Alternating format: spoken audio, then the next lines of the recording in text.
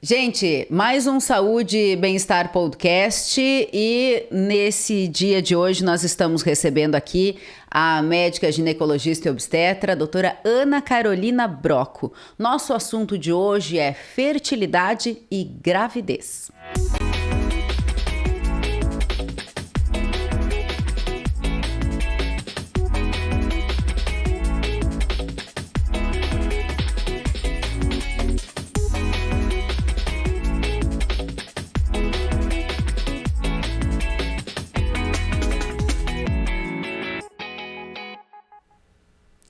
Legal, recebendo mais uma vez aqui a doutora Ana Carolina Brocco, que já esteve conosco em outra oportunidade aqui no podcast, né? E em mais um papo legal aí, principalmente para o público feminino, né? Por óbvio, doutora, em função de que nós estamos falando aí de gestação, gravidez, fertilidade, tirar algumas dúvidas, né? Nesse momento, às vezes que tem tanta coisa surgindo, tanta discussão também surgindo, né? É bom conversar sobre esse assunto e tê-la aqui conosco novamente. Bem-vinda. Muito obrigada, eu que agradeço o convite de novo, estar aqui é sempre muito bom. E dessa vez para conversar sobre um assunto bem interessante, né? A gente ouve falar todos os dias sobre isso. Então, na nossa rotina de ginecologista também é uma dúvida muito frequente, questão de fertilidade, dúvidas de gravidez. Então, é importante trazer esse assunto também para que outras pessoas possam ter esse conhecimento. É um assunto amplo também, né? Sim, que tem a gente poderia muito ficar o dia inteiro aqui falando. Exatamente. Mas eu imagino que seria legal nós começarmos a falar sobre o que efetivamente torna uma mulher fértil, né? O que não é que torna, mas quando a mulher diz, eu sou muito fértil, o que ela quer dizer? Na verdade, não tem essa questão de ser muito fértil ou não ser, né? Ah, eu sou um pouco fértil. Não, mas tem gente que tem muito filho, né? E aí tem gente acaba que dizendo tem isso. Facilidade em engravidar, Isso, né? isso. Que é mais fácil. E tem gente que é um pouquinho mais difícil. Mas isso é fato. Sim, tá. Mas a gente tem vários determinantes da fertilidade feminina. Então, são vários pré-requisitos que a gente avalia para saber se essa mulher tem uma chance maior ou menor de engravidar naturalmente. Eu diria hoje que o principal determinante da fertilidade feminina é a idade da mulher. A idade, ao mesmo tempo que ela vem com uma experiência, ela vai nos tirando a fertilidade ao passo que a idade vai avançando. O nosso aparelho reprodutor também envelhece, né? Também envelhece. O que muitas mulheres não sabem é que os óvulos da mulher, eles já nascem prontos. Então, quando a mulher nasce, que ela é um bebezinho, os óvulos já estão todos prontos. Eles vão sendo gastos ao longo da vida. Diferente do homem, que produz espermatozoides a cada tanto tempo, que vai renovando a frota de espermatozoides, a mulher não. Ela vai gastando os óvulos que ela trouxe ainda lá da vida de bebê dentro da barriga da mãe. Então, por isso que a fertilidade, a gente fala tanto da questão da idade. A idade é muito determinante em função da qualidade e da quantidade de óvulos. Uma mulher com 25 anos tem uma taxa de gestação natural muito maior do que uma mulher de 40. Por quê? Os óvulos dela são mais jovens, ela tem mais óvulos e uma qualidade melhor desses óvulos. Claro que não é só a idade. Às vezes uma mulher de 40 é mais saudável do que uma mulher de 25. E aí não é só a idade, mas a idade tem um peso bem importante nessa questão de fertilidade. Então, o principal fator determinante da fertilidade feminina é a idade. Dizem que aos 35 seria, até os 35, o mais indicado para engravidar, Isso, digamos. na verdade, que a gente sabe que depois dos 35, a fertilidade ela vai decaindo. 36, é uma média, assim, um padrão. Isso, é uma média, né? Não dá pra gente levar isso como uma regra. Isso. Hoje é muito comum as mulheres engravidarem após os 35. Acho que é uma realidade muito atual. Realmente, a gente planeja uma gravidez depois dos 35. E a grande maioria das mulheres consegue. A gente sabe que sim, depois dos 35 a fertilidade vai caindo ano após ano. E depois dos 40, principalmente, ela é mais pronunciada.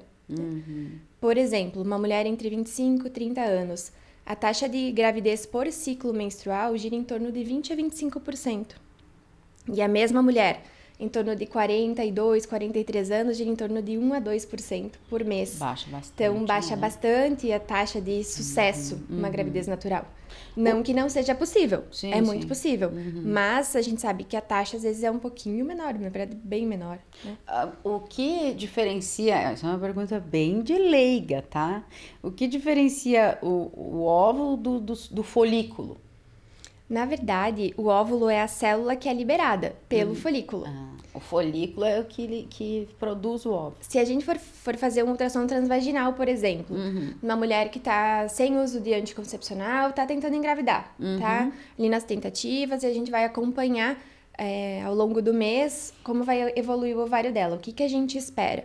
A gente espera, no início do ciclo menstrual, visualizar vários folículos, que são como se fossem umas bolinhas que a gente enxerga dentro do ovário. Dá para enxergar, no exame. Sim. E ao longo do ciclo menstrual, logo depois que a mulher menstrua, vai ter uma série de alterações hormonais. E essas alterações hormonais vão maturando um folículo. Um deles vai ser o escolhido para ficar maduro e liberar daí a célula, que é o óvulo, que vai daí se juntar com o espermatozoide para fazer uma gravidez. Fecundar. Exatamente. Até tem um exame que a gente faz para avaliação de fertilidade, principalmente em mulheres que vão fazer uma fertilização ou que querem saber a sua reserva ovariana, a gente conta os folículos. Então, logo no início do ciclo menstrual é feito um transvaginal e é possível avaliar quantos folículos aquela mulher tem. E isso indiretamente nos diz a reserva ovariana. E para ser fácil, né, para facilitar, quantos precisamos? Assim, tem um número de folículos que seria ideal?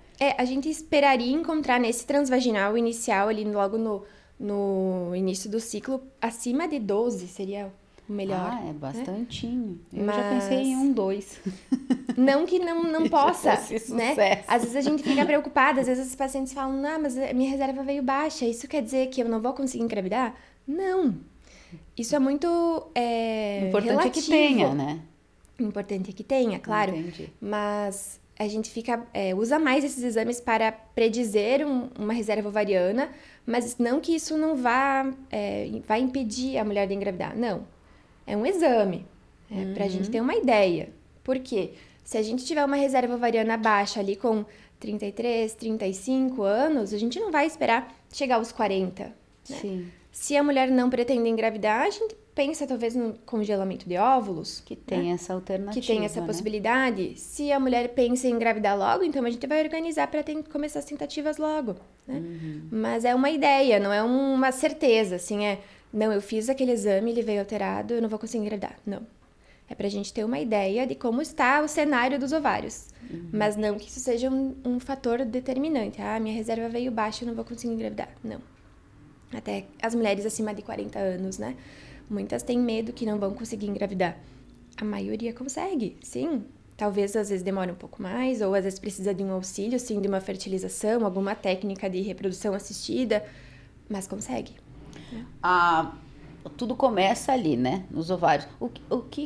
Vamos explicar o que é técnica de reprodução assistida? Não vamos perder esse gancho. A reprodução assistida é a fertilização. Que a gente fala bastante, né? Mas é fazer uma gestação fora da relação sexual, né? A gente pega a célula da mulher e a célula do homem e faz isso no laboratório. E aí coloca a célula pronta, já o embriãozinho pronto dentro do útero. É o que a gente chama de in vitro, não é? É tipo fertilização in vitro, parecido. Né? Não é a mesma coisa. Não é a mesma coisa. Mas, na verdade, é que a gente tem várias técnicas de reprodução assistida. Tá. Mas hoje é o que a gente mais usa, assim, como se fosse uma fertilização in vitro, que é realmente essa fertilização do óvulo com o espermatozoide num laboratório, e a gente já transfere para dentro do útero o embrião prontinho, né, já formadinho ali nos primeiros diazinhos para ele grudar ali no útero e se desenvolver. Né? Então, daí começa ali no ovário a coisa, né? E depois vamos para o útero agora.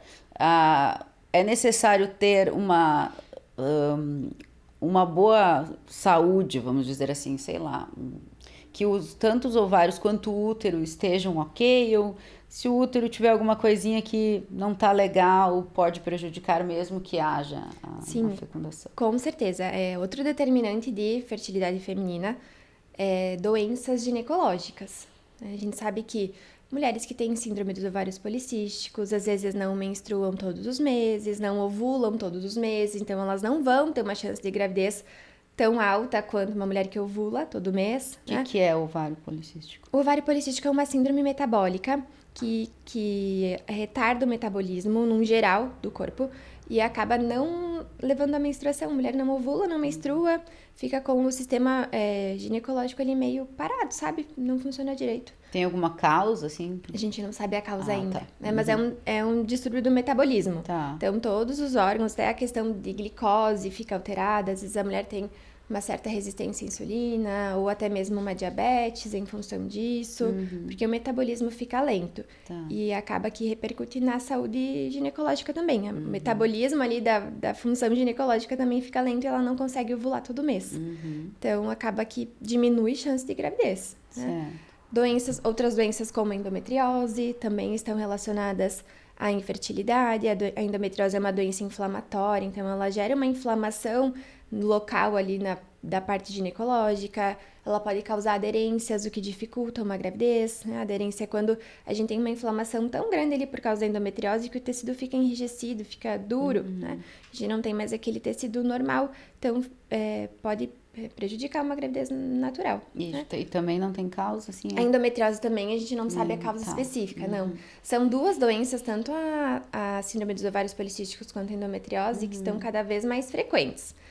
A gente não sabe se melhoraram os testes diagnósticos, se a gente está fazendo mais diagnóstico que já tinha antes. Isso. Ou se alguma coisa que a gente está fazendo tá aumentando. Né?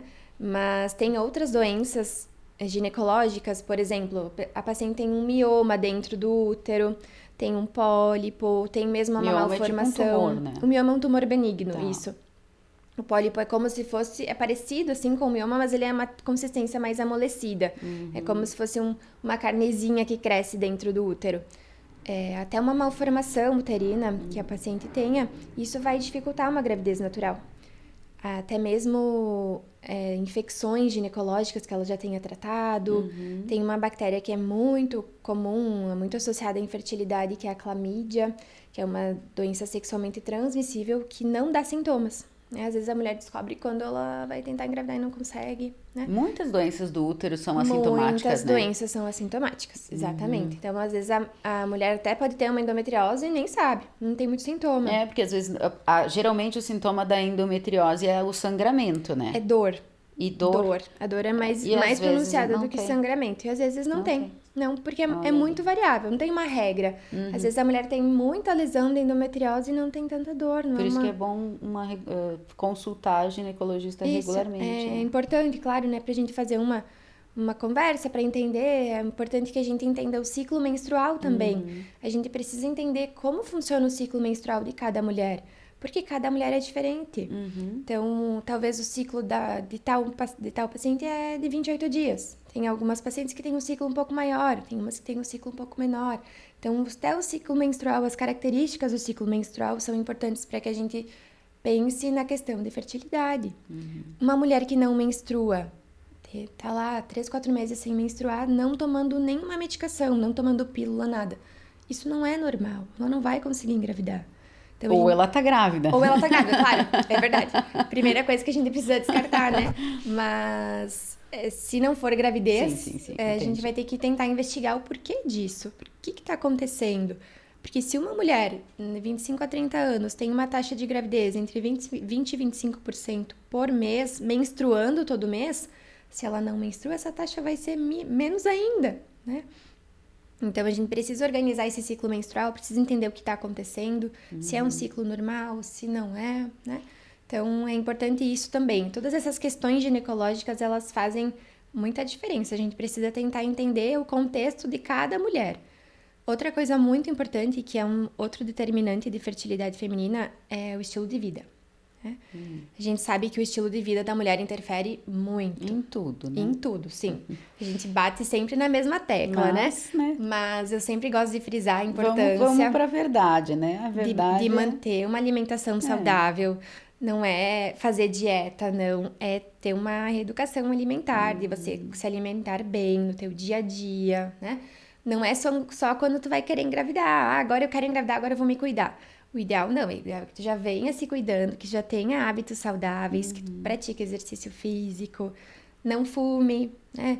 Não ingira álcool assim em grandes quantidades, né? Então que a gente tenha um estilo de vida saudável, Claro. para que a nossa saúde seja boa, realmente, para que a gente colabore com a função do nosso organismo para facilitar uma gravidez.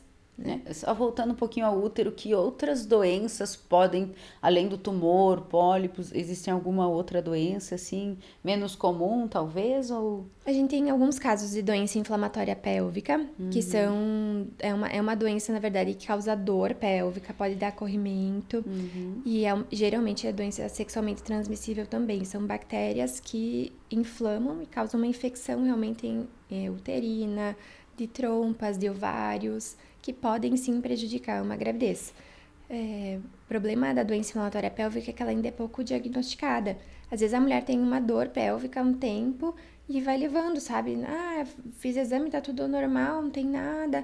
Mas tem sim, quando vai ver uma secreçãozinha diferente, tem uma certa dor na relação, tem um desconforto diferente. Então, é importante investigar. Né? Sempre tem que descartar todos esses fatores, porque... se a gente pensa numa gravidez, tem que estar tudo funcionando 100% para isso acontecer. Né? Então, tudo que interfere ali no útero, pode interferir no útero, nos ovários, nas trompas, pode interferir na questão de fertilidade. E o tamanho do útero? O tamanho do útero não influencia muito nesse quesito. É verdade que algumas mulheres têm útero menor, mesmo ela sendo... Por exemplo, eu sou miudinha, né? Sim. Menorzinha, 1,20. Daí eu entendo que, claro, né? O meu útero é proporcional ao meu corpo. Mas é possível, por exemplo, que uma mulher maior, assim, tenha um útero menor e isso... Pode interferir ou não? O tamanho do útero, ele é muito relativo na questão de já engravidei ou nunca engravidei. Mulheres que nunca engravidaram, elas não vão ter um útero grande, a não ser que elas tenham alguma doença uterina. Não é porque nunca engravidou que o útero vai ser saudável, né? Pode sim evoluir com endometriose, com adenomiose, com qualquer outra doença uterina que aumente o volume uterino. Mas a gente espera que mulheres que nunca engravidaram tenham um útero menor. Às vezes até as pessoas falam que tem útero infantil, né? Não existe mais esse termo de falar útero infantil, né? Eu nunca tinha ouvido. Elas me trazem bastante, até às vezes eu penso... Acho que era muito falado antigamente, cada assim, coisa né? no seu consultório. Mas essa questão... Inclusive de mim. Mas essa questão de útero infantil é uma coisa que a gente não se preocupa. O útero, ele é um órgão que ele é pequeno por natureza, mas ele tem uma capacidade de distensão muito grande.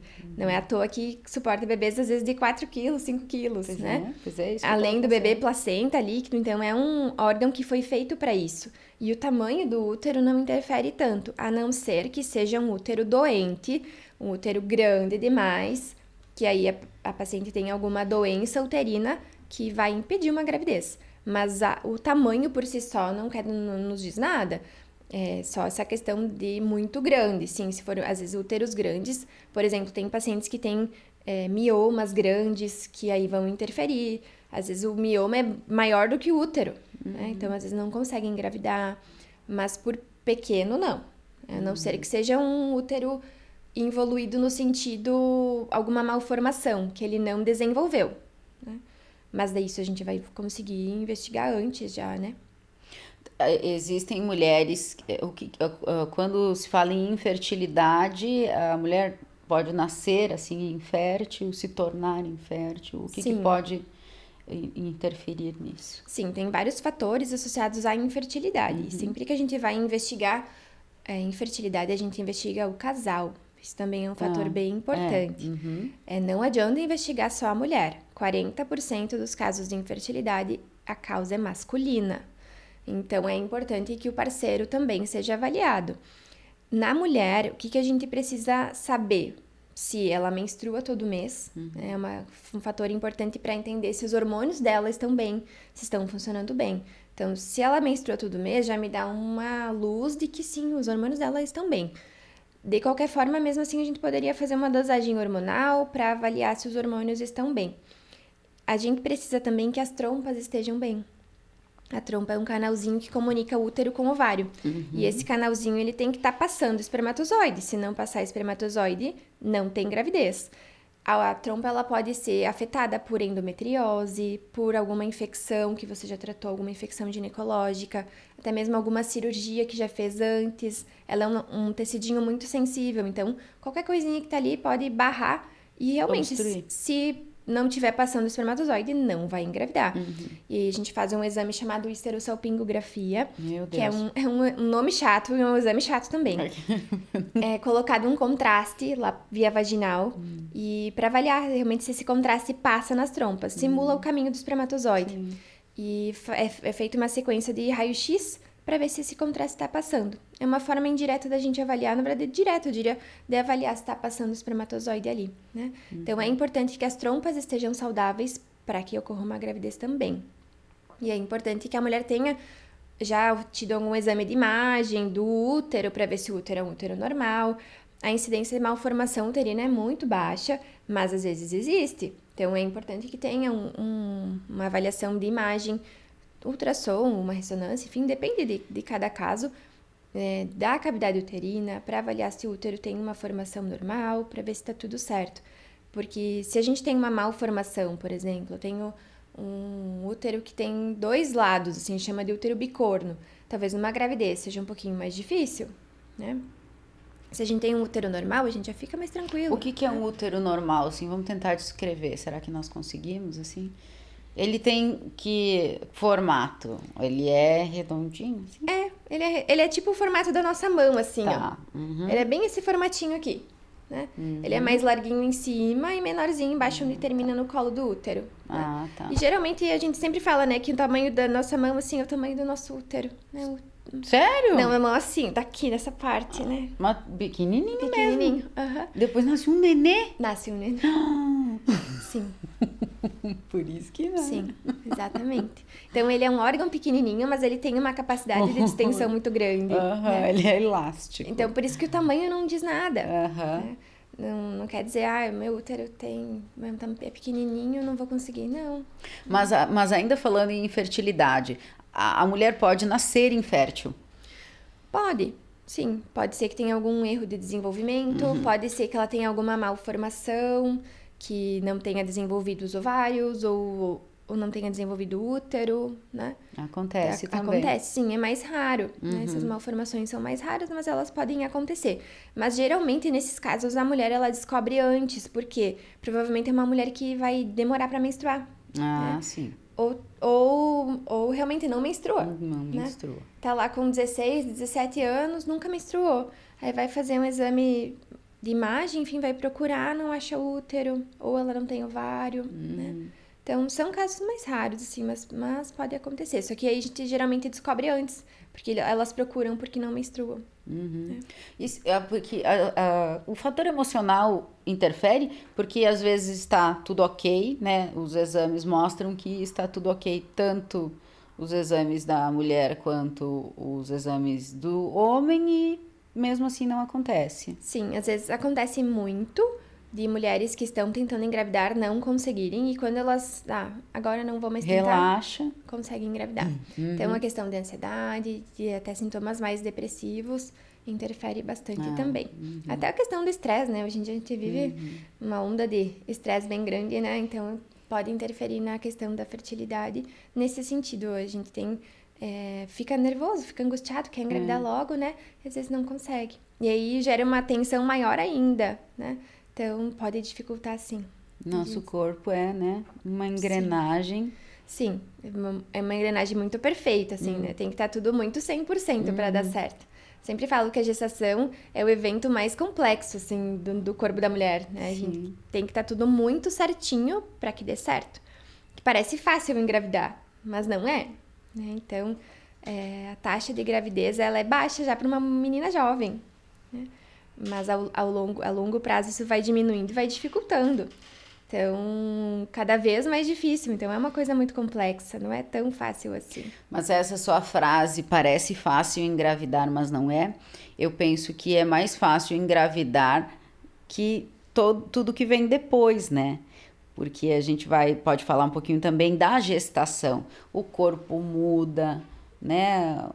Os hormônios, acho que eles ficam tudo virado, né? A mulher, às vezes, sente algumas coisas que nunca sentiu. Sim, a gestação é um período transformação, diferente, com certeza. É uma fase da vida da mulher, mais uma, né? A mulher, e ela é às feita vezes de bem fases, desafiador, né? Às vezes bem desafiador. Às vezes a gente pensa, não, eu não tenho nenhum problema de saúde, minha gestação vai ser tranquila. Não quer dizer, né? Claro que o risco é menor, mas não é uma regra. Então, a gestação, ela também tem seus altos e baixos. Às vezes no início a mulher sofre bastante com sintomas, depois eles aliviam. Às vezes não, às vezes nem sabe que tá grávida, às vezes elas demoram um pouco para descobrir que estão grávidas, né? Porque não tem nenhum sintoma. Então é muito variável, nenhuma gestação é igual a outra. Se a gente pegar uma mulher que já tem 2, 3 gestações, ela vai dizer, nenhuma foi igual, né? É sempre uma experiência diferente, porque o nosso corpo tá em uma fase diferente. É muito nítido quando uma mulher tem uma gestação mais jovem, né, ali em torno de 20 anos, e vai ter uma depois lá em torno dos 35, 38, ela diz, meu Deus, é muito diferente. Então... O tamanho da barriga também, porque eu digo que os mitos, né, às vezes são as mentiras, mitos, enfim, as informações falsas, o que a gente cria na nossa mente, né? O tamanho da barriga, muitas vezes as mulheres dizem, mas olha, eu nem tenho barriga, será, né? Que tá normal. Que tá normal. Sim. Na obstetrícia, eu acho que é uma das áreas que mais tem mitos. Muita coisa, sabe? Eles falam, a barriga mais pontuda é menino. Né? Muita azia vai nascer cabeludo. Né? Isso eu não sabia. Então, tem vários mitos, mas a gente sabe hoje que a maioria deles não tem muito fundamento, né? A questão da barriga, a gente sabe que a barriga ela vai começar a aparecer, depende muito de cada mulher, né? Do peso da mulher, enfim, da barriga que ela já tem, né? Às vezes é uma paciente mais gordinha, assim, demora um pouquinho mais para aparecer, mas a gente espera que ela apareça bem, de dizer assim que tá grávida depois das 20 semanas. Né? Vamos falar em meses, doutora. Em meses, em torno de 5 meses, por aí. Ótimo. Essa coisa de semana me atrapalha de um jeito. Sim, é um pouquinho difícil, mas depois pega o jeito. Eu sempre falo para gestantes, a gente vai contar em semanas. Ao longo tu vai aprendendo, porque é um nozinho na cabeça. Né? Até quantas semanas? A gestação? Até 40 semanas. 40, né? Quem nasce antes é prematuro, por que acontece também a prematuridade, quando que ela se torna um problema, quando que é mais fácil. Prematuridade é sempre um problema. É uma coisa que nós obstetras tentamos evitar muito, em função de riscos. Quanto mais cedo o bebê nascer, maior é o risco de ter complicações, de ter sequelas. Então, o que a gente considera prematuro? Prematuro é um bebê que nasce antes das 37 semanas. A gente tem a prematuridade tardia, que é depois das 34, e a prematuridade mais precoce, que é antes. Sempre quanto antes, maior é o risco de sequelas e de complicações. Então, por exemplo, um bebê de 36 semanas que nasce, ele tem menos risco do que um bebê de 32. Né? Mas ele ainda é prematuro. Então, a gente tem chance dele ter alguma disfunção respiratória quando nasce, de alguma complicação, enfim, depois do nascimento, mas a chance é bem menor do que um nenê mais prematuro, né? Mas as causas podem ser várias, né? E também existem mitos, né? Causas tem inúmeras, né? Tem mesmo trabalho de parto prematuro. A gestante tem um trabalho de parto antes, às vezes acontece, a gente não acha uma causa, né? Ou às vezes desenvolve uma pré-eclâmpsia, ou um diabetes, ou alguma complicação gestacional, que não dá para mais segurar a gestação. Né? Diabetes tipo 3 que eu aprendi aqui no Tipo 3, a gente tem o diabetes gestacional, que é um estado transitório, né, que acontece na gravidez. Isso, é gestacional. É que tem o tipo 1, tipo 2 e o gestacional. O gestacional. Né? Eu chamei de tipo 3. Tipo 3. Eu dei um apelido para ele. Mas há outros fatores, quando eu falo em mitos, né, porque eu já ouvi histórias assim, eu perdi o bebê porque eu me assustei, que eu vi uma cena que me impactou. Uma coisa muito importante que, agora falando nisso, né, de questão de perda gestacional, é que muitas pessoas têm a ideia de que a mulher engravidou e ela tem que ficar em repouso. Ela não pode ficar fazendo, não pode mais fazer nada. Sim. Tem que ficar deitada os 3 primeiros meses da gravidez, porque senão ela vai perder o neném. Né? Hoje a gente sabe que não é assim. Né? Hoje a gente sabe que o melhor é a mulher ter a vida normal. Fazer suas atividades diárias, manter uma atividade física regular. A questão de fazer atividade física melhora a oxigenação, melhora a função placentária. Então, ela é muito importante para um início de gravidez. Não é a gravidez inteira, mas para o início da gravidez ela é muito importante. Então, a gente sempre recomenda para a gestante manter a vida normal. Claro que a gente tem alguns detalhes que a gente vai ajustar conforme cada paciente, mas, no geral, a gente recomenda manter a vida normal porque a gente sabe que repouso aumenta risco de tudo, até de trombose. Né? Olha ali. A não ser que seja muito recomendado em função de Isso, a não ser que tenha uma indicação, mas hoje em dia é muito raro. Né? A gente já não tem mais quase nenhuma indicação de repouso. A gente quer que a mulher se mantenha ativa. Em atividade. Até pelo fato de você ficar mais tranquila fazendo as suas atividades diárias, né? Às vezes a mulher fica em casa o dia todo só pensando naquilo. Não, eu tenho que ficar em repouso porque eu preciso manter minha gravidez. E, na verdade, o que vai determinar se a gravidez vai manter ou não é o teu organismo. Né? Como essa gravidez se formou. Se na hora de juntar o espermatozoide com o óvulo, isso deu certo. Né? Às vezes acontece de juntar o espermatozoide e o óvulo e formar um embrião que já tem uma malformação grave, ou às vezes nem forma um embrião saudável, ele nem aparece no exame, às vezes desenvolve só um saco gestacional. Então, tudo isso vai depender muito do nosso organismo, né? Às vezes acontece, sim, da mulher ter uma perda gestacional ali com 8, 9, 10 semanas, às vezes isso acontece, mas é um erro de desenvolvimento, não é porque ela fez alguma coisa. Sim. Né? Outra questão que é bem falada, assim, é a questão da relação sexual na gravidez, né? Num primeiro momento, é verdade. a gente não tem contraindicação. A penetração não vai causar erro de desenvolvimento, não vai desgrudar o bebê e nem da machucar barriga. o bebê. Não vai machucar, né? Então, isso é uma dúvida bastante frequente também. Se a gente não tiver contraindicação, claro que depende muito de cada caso, a relação sexual é normal na gravidez, né? Inclusive no início, né? Então, se for para acontecer uma perda gestacional, ela ia acontecer de qualquer forma. Né? Não é porque, sei lá, andou de bicicleta, né? Não, Tem isso também. Andou de moto, né? Às vezes elas me trazem, não, eu andei de moto e aí depois eu perdi o neném, né? Provavelmente não foi o andar de moto, já ia acontecer, mas a gente associa, né?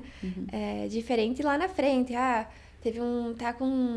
lá perto de ganhar e teve um acidente, e desencadeou um trabalho de parto prematuro, ou até mesmo um descolamento de placenta, que daí precisa nascer, né? Mas isso é diferente. Mas numa gestação mais inicial, a gente sabe que o grande responsável por tudo que acontece na gravidez é o organismo da mulher. Então, é ele que está comandando. Por isso que é importante a gente deixar tudo isso muito saudável. Né? Certo. Porque quanto mais saudável, maior é a chance de dar certo. E se desprender um pouco, né, dessas culpas, né? Sim. Claro, a gente se Acho que é sente tão às vezes pesado culpada, pra nós, né? Perdas gestacionais nunca são eventos bons. Né? Claro. Mas a gente se sente culpada e a gente tem muita interferência de outras pessoas, o que eu vejo mais. Às vezes é muito mito também, que os familiares nos trazem, e aí isso nos afeta, com certeza, né? Claro, porque tu não ficou deitada, né, no início da gravidez. Ou também a famosa frase, mas também... eu odeio essa frase. Sim. Mas também... Como assim, mas também? Sim. Né? Então, são situações ruins, né? Até a gente sempre fala, né? Até que não tenha os exames. O primeiro trimestre é um trimestre muito imprevisível. Tudo pode acontecer, porque é uma questão que a gente não tem controle. Né? A gente tinha controle antes de manter tudo isso muito saudável, mas agora quem vai organizar é o organismo da mulher. Então, a gente perde essa questão de, eu vou usar, sei lá, um remédio para ajudar. Né? Às vezes não tem remédio. Tem mas às tempo. vezes tem, né? Às vezes algumas mulheres precisam, né? Tem algumas medicações. O que é uma injeção? Tem algumas medicações específicas. Pode ser usado progesterona via vaginal, que é um hormônio. Pode ser usado Clexane, em caso de mulheres que tenham alguma trombofilia. Geralmente, quando já tem histórico de perdas sucessivas, né? Que é todo dia, né? Uma injeção. Injeção. Mas são mulheres que já têm um histórico de ter tido 2, 3 perdas gestacionais, né? Que já trazem peso, né, de perdas, a gente vai investigar, ela tem alguma trombofilia que precisa ser usado um anticoagulante, e aí ela precisa fazer a gestação toda, ou até mesmo mulheres que já tiveram trombose, teve trombose por algum motivo, enfim, antes de engravidar, na gravidez ela precisa usar anticoagulante, porque a gravidez é uma situação que gera um aumento de risco de trombose, só pelo fato de estar grávida. Então, a gente precisa se prevenir, porque se ela teve uma trombose antes de engravidar, ela tem um risco muito maior de ter na gravidez de novo, né? Então, são muitos fatores e esses fatores são importantes a gente sempre conversar em consulta. Por isso que a gente fala tanto da consulta pré-concepcional, que é uma consulta que a gente vai tentar achar possíveis fatores de risco e possíveis cuidados diferentes que a gente vai ter ao longo de uma gravidez, né? E nessa consulta a gente vai avaliar o casal, né? Eu sempre falo que é importante que o casal vá na consulta, né? Sim. Para que a gente converse, para que entenda como funciona, para que entenda que realmente essa taxa de gravidez não é uma taxa altíssima, né? Então, a gente espera que, meu Deus, eu paro o meu anticoncepcional, já vou engravidar no mês que vem. Pode acontecer? Pode. Não é o mais comum, mas pode acontecer. A gente espera engravidar logo. A gente tem aquela ansiedade de querer engravidar logo.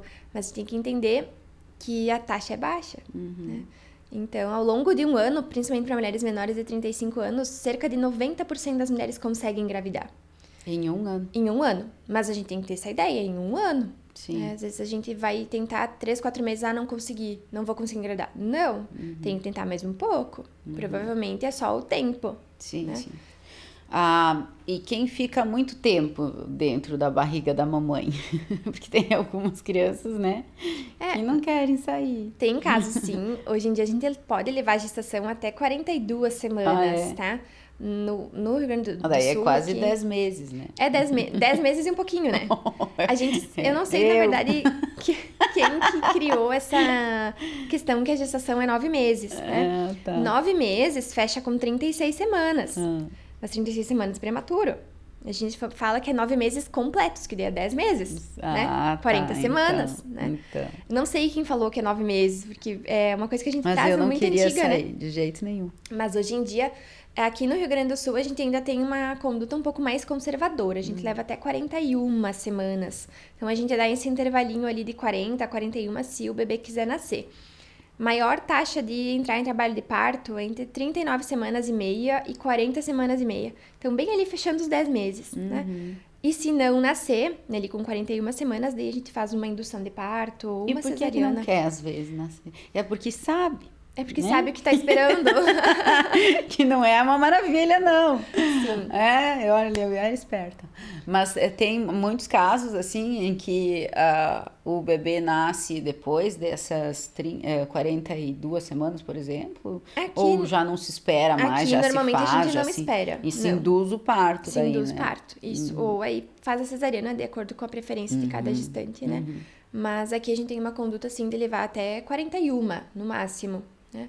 Passou de 41, a gente já fica um pouco mais preocupado, né? Porque aí tem risco de não estar indo sangue suficiente para o bebê, né? De ele não receber o aporte de nutrientes necessário, enfim, de trazer algum risco até de óbito fetal dentro da barriga, né? Sim. Então a gente fica com receio de manter um pouquinho mais. Mas em São Paulo e no Rio de Janeiro, eles levam até 42 semanas, então eles ainda são um pouquinho mais tolerantes. Eles levam um pouco mais, desde que esteja tudo bem com a mãe e com o bebê. Nossa, me deu agora...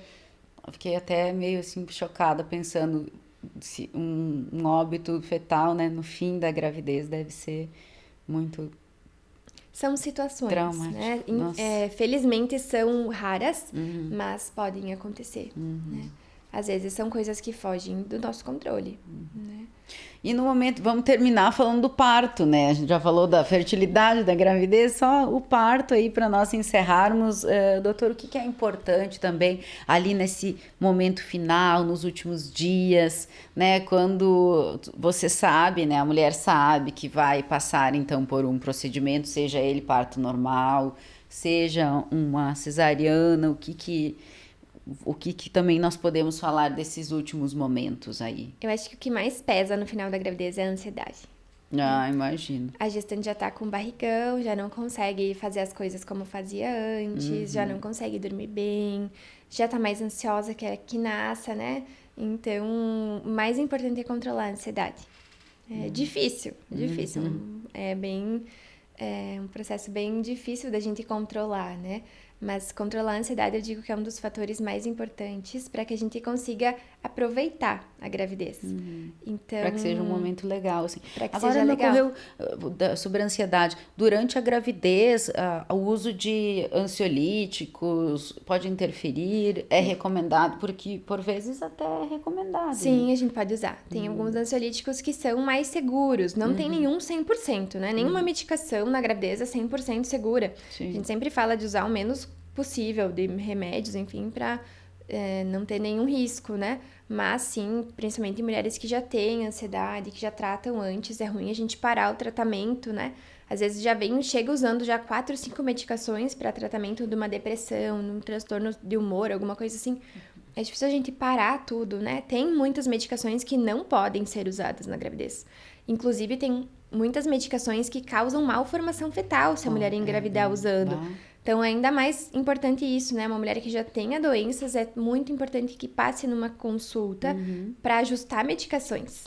Porque se ela engravidar usando algum anticonvulsivante, tem até ansiolítico, sim, que a gente usa, causa malformação. Olha, E aí a gente já sabe que causa. Por que a gente vai manter uma medicação que causa malformação, né? Mas na gravidez, sim, a gente pode tratar. Tem várias opções de medicação que são mais seguras, né? Então, não é para deixar de fazer o tratamento. Sim. Né? E o parto normal e a cesariana, é verdade que a mulher se recupera mais fácil do parto normal que da cesariana? Sim, o parto normal, ele é mais fisiológico, né? É o que a mulher sabe da natureza, assim. A mulher foi feita para parir, né? Então, a recuperação é muito mais tranquila, no sentido verdade, de estar mais disposta, de não ter uma cirurgia, né? Porque a cesárea é uma cirurgia que a gente corta 7 camadas para tirar o nenê. Então, querendo ou não, é uma cirurgia que te deixa um pouco mais debilitada, né? Não que não vá conseguir fazer as coisas, vai sim, mas talvez tenha um pouco mais de dor, né? Então, a dor, a gente sempre fala, né? A dor que tu sente no trabalho de parto passa depois que o neném nasce. Para fazer cesárea, a gente não sente dor antes. Mas daí depois tu sente um pouquinho mais de dor. A via de parto é muito relativa. Eu sempre acho que a gente tem que respeitar a vontade da gestante. É bom se informar, sim, procurar informações seguras durante a gestação sobre as vias de parto, conversar com o obstetra dos teus desejos, né? Eu gostaria de tal coisa, como é que funciona, né? Então, ter essa relação mais aberta para que a gente consiga dar uma assistência conforme ela sempre imaginou. Sim, sim, né? Eu sempre digo que o momento do parto é uma conexão bem super legal, importante. assim. Então, é importante que a gente respeite a vontade da gestante, né? Eu gostaria de tentar o parto normal. Vamos tentar. Que ela se sinta também acolhida, à vontade, sei lá. Sim, Nossa, sim. é um momento muito Hoje a gente importante. fala muito da questão da humanização do parto, né? Isso. Mas é muito dessa questão da mulher ser a protagonista do parto dela. É o parto que ela sempre sonhou, da gente respeitar as vontades. Claro que, assim, estando tudo bem com a mãe e com a criança, né? A gente não vai forçar um trabalho de parto se não tá tudo bem. Ou até mesmo, tá tudo bem, eu não vou forçar uma cesárea se ela não quer cesárea, né?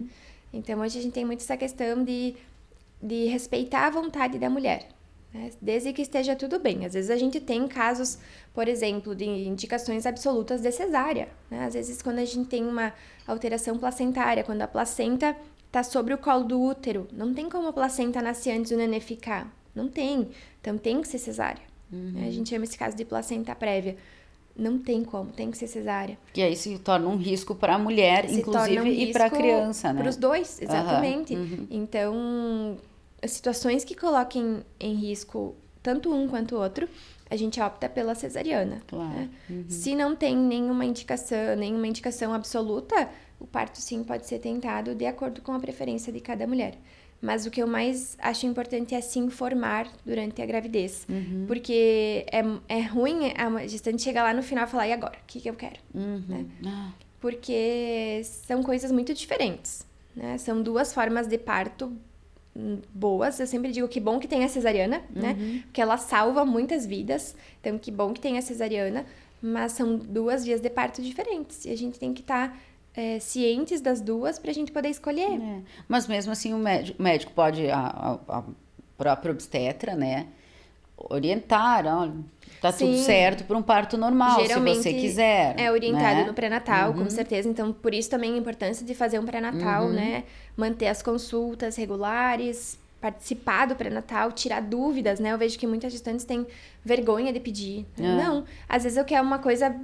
eu tenho vergonha de pedir isso. Tem que pedir, tu não pode voltar para casa com dúvida, né? Claro. É até essa questão da relação sexual na gravidez, né? Elas têm muita vergonha de pedir. Sim, imagino. Mas não é para ter vergonha, é uma questão natural, né? A gente tem essas dúvidas. Às vezes, o que a gente faz? Ao invés de pedir na consulta, procura no Google.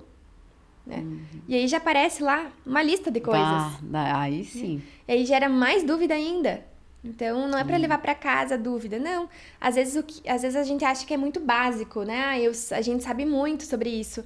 Mas a pessoa que tá ali, ela é uma pessoa leiga, né? Então, às vezes falta informação. Ou às vezes ela realmente tem vergonha de pedir, ou não se sente à vontade, né? Então, é importante ter uma conversa bem aberta com o obstetra. Eu acho que o obstetra é um amigo, assim, da paciente, porque Se torna, né? são muitas coisas que a gente conversa, né? As consultas geralmente são consultas um pouco mais demoradas, porque tem bastante coisa para ser avaliada, né? Então, é importante ter essa relação bem aberta, assim. Eu tenho dúvida do parto, eu tenho dúvida da cesárea, como que é, né? É importante tirar essas dúvidas no pré-natal, para que depois isso não... chegar lá na hora de ganhar... mas eu não sabia que isso podia acontecer, né? Então, a gente tem que estar bem informado. Eu sempre falo que informação hoje a gente tem na palma da mão, né? Claro que a gente tem que cuidar a fonte, porque tem informação de tudo quanto é coisa, né? Mas fontes seguras a gente pode confiar e se informar, né? Então, é importante que a gestante esteja informada. E talvez não pelo chat GPT. Isso. Não, o chat GPT até que é confiável, né? Mas em algumas circunstâncias. Nada como conversar com um especialista, né? Nem que tu veja a informação, mas que tu tire essa dúvida depois na consulta. Isso, né? isso. Não vai lá na IA, ok, depois, a doutora IA me disse isso, posso confiar na IA? Isso aí. Nem que tu faça uma listinha. Às vezes tem as pacientes que me trazem uma listinha de dúvidas, né? Vai anotando. Porque a gente esquece. Às vezes ali na hora, esqueci de pedir, né? Então, é importante que tenha, assim, essa conversa de tirar dúvidas, né? A consulta é um momento para isso, né? É de informação, sim. Nós, como obstetras, oferecemos a informação, mas às vezes tem informações que a gente não fala, e se a paciente não nos pede, ela vai procurar num outro lugar. Não, então faz um checklist. Exatamente. E daí depois que nasce, né? Daí a gente vai procurar outros profissionais. Depois que nasce, daí a gente pode fazer um outro podcast para falar sobre, porque é uma fase difícil também, uma fase que tem várias alterações, enfim. E aí associar, né, todo o resto que vem com a infância, a adolescência e depois... Uma jornada, né? Vem o pacotinho. Vem o pacotinho. Né? A mulher tem que entender isso também. Doutora Ana, é sempre muito bom conversar contigo. Muito obrigada por estar aqui conosco. É um papo importante, né? Às vezes, quando o profissional vem aqui, eu digo, tem a ver com todo mundo. Esse não tem a ver com todos, né? Com todas as pessoas, é mais direcionado às mulheres. Mas como você falou antes, né? É um dos... fenômenos que acontece com o corpo humano que gera mais dúvidas e mitos, né? Então, também por isso a importância de nós conversarmos a respeito desse assunto. Muito obrigada. Eu que agradeço. E nós voltamos na próxima quarta-feira com outro assunto, mais profissionais que estarão aqui conosco no Saúde e Bem-Estar Podcast, sempre a partir das 10 horas. Nos encontramos, então, na próxima semana.